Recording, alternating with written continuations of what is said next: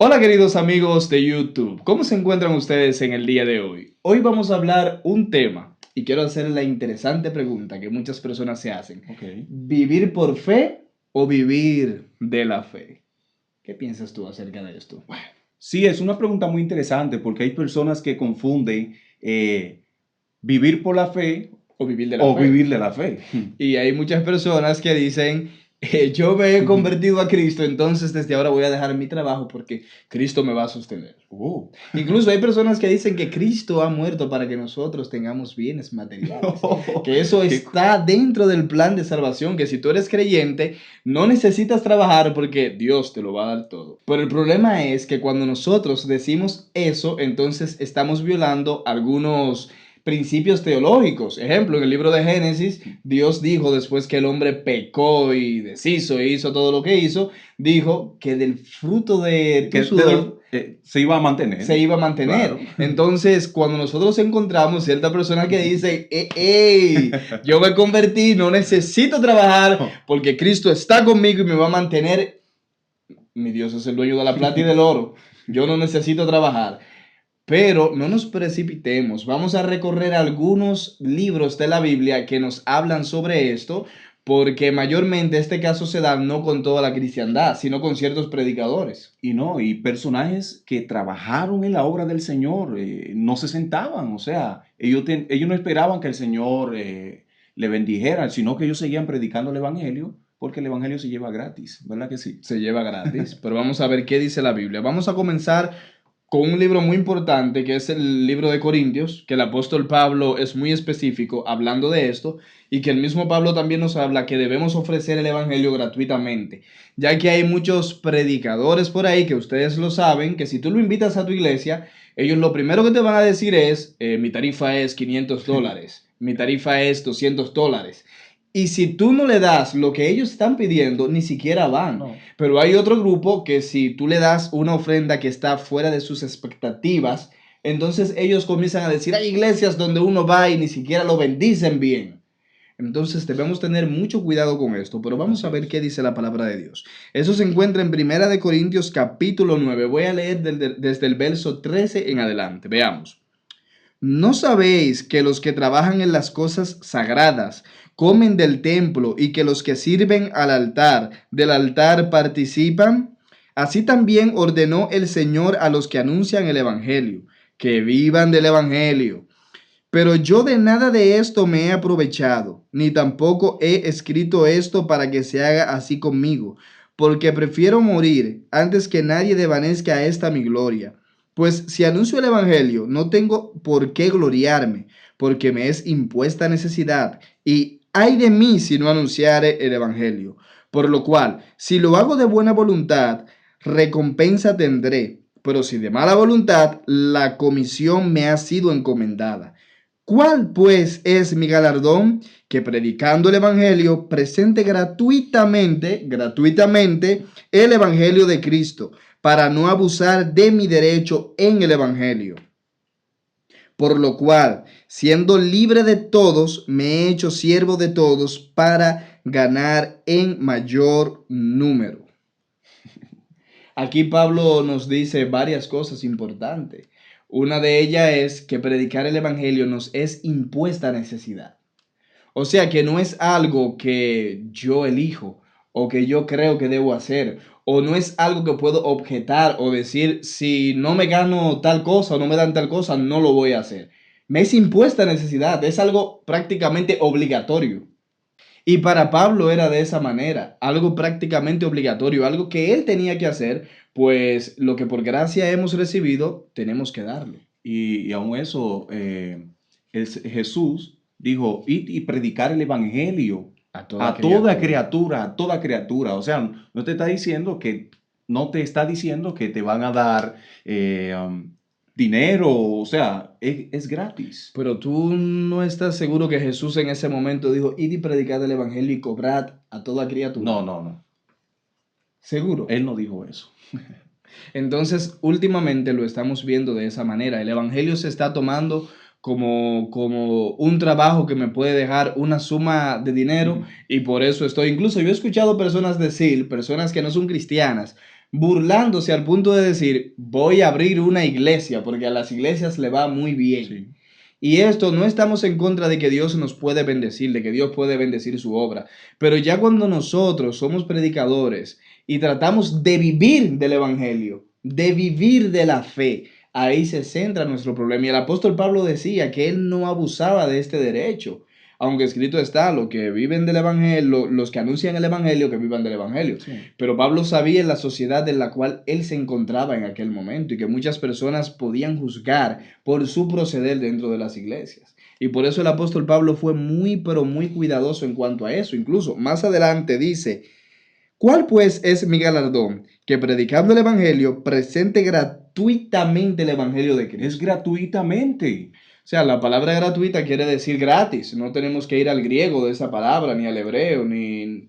Entonces, si el Señor le da una palabra para que usted la lleve y a usted le dicen, no, porque no tenemos para darte, usted dejará de ir a llevar ese mensaje poderoso del Señor. Por eso. Ese es el problema que estamos teniendo hoy, que lamentablemente muchos predicadores no predican el evangelio porque les es impuesta necesidad, sino porque lo predican por sus propias necesidades. Ah, que necesito comprar una casa, que necesito comprar un vehículo nuevo, que necesito comprar esto, aquello, que necesito mantener mi familia, y predican el evangelio en base a eso. No predican el evangelio en base a que Cristo les ha encomendado eso y se sienten obligados a hacerlo. Además de eso, también debemos hacer énfasis en que el apóstol Pablo nunca se aprovechó de las iglesias. Incluso él, siendo un apóstol, el mayor escritor de todo el Nuevo Testamento, que escribió prácticamente como 21 cartas, más o menos. ¿Qué hacía él? Y a pesar de ser el mayor escritor de todo el Nuevo Testamento, el apóstol Pablo tenía un negocio, por si tú no lo sabías. Tenía un negocio. Sí, pero no era un negocio dentro de la iglesia, no era un negocio que él comenzaba a contabilizar. Bueno, prediqué a los romanos, prediqué a los gálatas y comenzaba a contar todo eso. No, sino que él vendía tiendas para su propio sustento. Y esto era una forma de él no tener que depender siquiera de, vamos a decir, de las iglesias, sino poder predicar el evangelio libremente. Porque recordemos que en aquel tiempo fue el tiempo donde se estaba expandiendo el evangelio, no como hoy, que hoy tenemos muchos países en el mundo que ya conocen la palabra de Dios. Pero aquel tiempo era el principio y el apóstol necesitaba de mucho tiempo para poder esparcir el evangelio. Sí.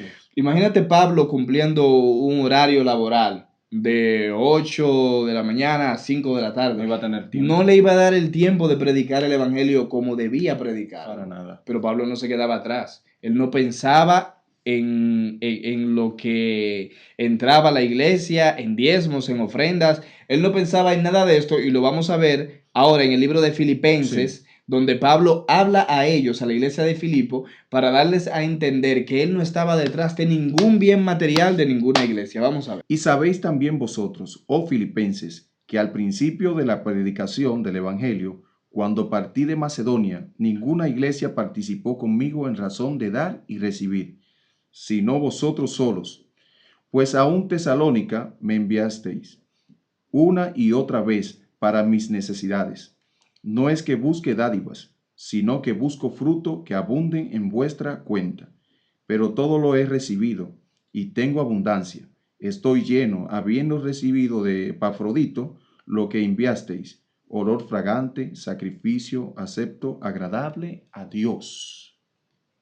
El mismo Pablo decía, yo no busco ningún bien material de vosotros, sino que ustedes crezcan espiritualmente. Y ese era el sentir del apóstol Pablo con las iglesias. Y la pregunta es, ¿cuál es el sentir de los predicadores de hoy en día? ¿Que crezcamos espiritualmente o que ellos crezcan económicamente? Y como decíamos anteriormente también, él no esperaba recibir de ninguna iglesia. Y como tú dijiste, él hacía tienda para vender y tener tiempo para llevar la palabra del Señor a aquellos lugares donde él predicaba. Exacto. Incluso en ese capítulo donde tú leíste, antes de eso, el apóstol Pablo dijo, he aprendido a gozarme en cualquiera que fuera mi situación, tanto en escasez como en abundancia. He aprendido a estar contento en todo. Y también dice, en todo estoy lleno, en todo estoy saciado. O sea, Pablo entendía que Cristo era el centro de todo lo que él necesitaba y que Cristo era suficiente. Y el verso 19 dice, Mi Dios pues suplirá todo lo que os falta, conforme a sus riquezas en gloria en Cristo Jesús. A pesar de la necesidad que estaba pasando el apóstol Pablo, él le deseaba que el Señor le bendijera de una manera en especial a los O hermanos. sea, que él ni siquiera para su bien propio estaba pidiendo. Exacto. Y cierto predicador dijo, si su pastor es el único que se está enriqueciendo en su iglesia, entonces ahí hay problemas. Entonces ahora vamos a recorrer otro libro de la Biblia, que creo que con este vamos a concluir y a responder la pregunta, ¿qué es vivir por fe y qué es vivir de la fe? O sea, ¿cuál es la manera correcta en la que debemos caminar? Vamos a ver. Porque aún un poquito, y el que ha de venir vendrá, y no tardará. Mas el justo vivirá por fe, y si retrocediere, no agradará a mi alma.